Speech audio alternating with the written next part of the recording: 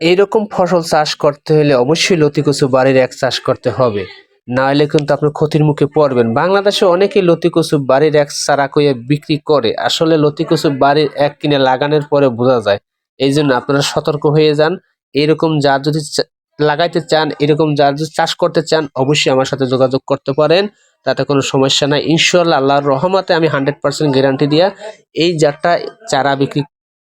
আসসালামু আলাইকুম প্রিয় দর্শক, কেমন আছেন? আশা করি আল্লাহর রহমত আপনারা সবাই ভালো আছেন, আমিও ভালো আছি আলহামদুলিল্লাহ।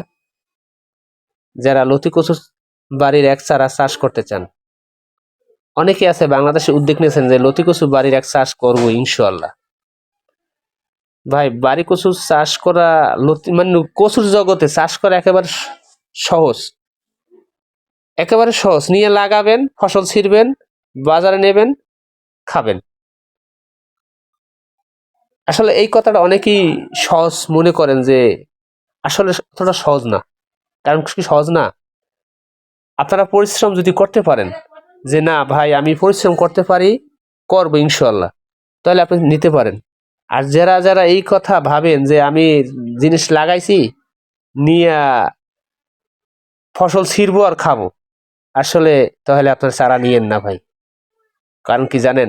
আপনার জন্য হলে এই জাত চাষ করে আপনি সফলতা পাবেন না। এই জাতের কিছু নিয়ম আছে। নিয়ম হলো, 1 নম্বরে জায়গা জায়গা যদি আপনি পরিষ্কার রাখতে পারেন, 2 নম্বরে আপনার কি যে সময় যে সার ওষুধ দরকার হয় ওই সময় যদি ওগুলো প্রয়োগ করতে পারেন, ঠিক আছে, তাহলে কিন্তু আপনার এই ফসলটা হবে।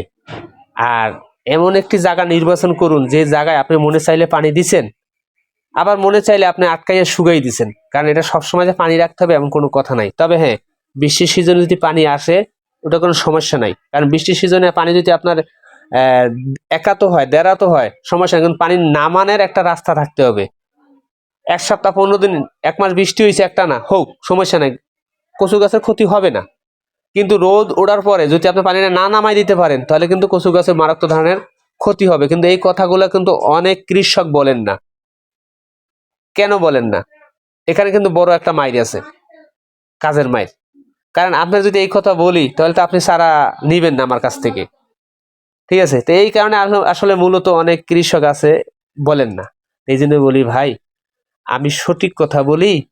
হ্যাঁ, আপনাদের যদি পছন্দ হয় তা আমার কাছ থেকে চারা সংগ্রহ করতে পারেন, পছন্দ হবে না নিবেন না। কিন্তু একটা কথা মনে রাখবেন, মানুষ কিন্তু দুনিয়ায় সব বাটপার না।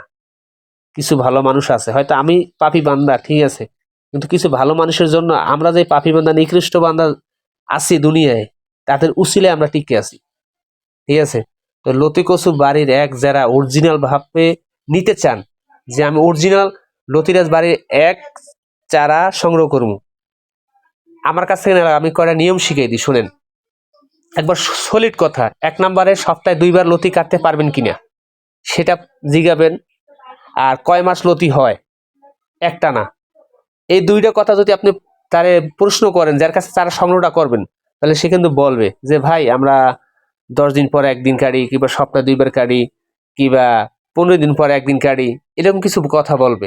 এই কথা অনুযায়ী যদি আপনি চারা সংগ্রহ করতে পারেন, তাহলে আপনি ভালো একজন সফলতা কৃষক হইতে পারবেন। আর না কিন্তু আপনি ক্ষতির মুখে পড়বেন। এই জন্য বলি ভাই, লতি কচু বাড়ির এক যদি চারা সংগ্রহ করতে হয় আমার কাছ থেকে নিয়েন। যদি ভালো লাগে, আর যদি ভালো না লাগে, তাহলে আপনি অন্যজনের কাছ থেকে সংগ্রহ করতে পারেন। তো এই পর্যন্ত রইল। আসসালামু আলাইকুম, আল্লাহ হাফিজ।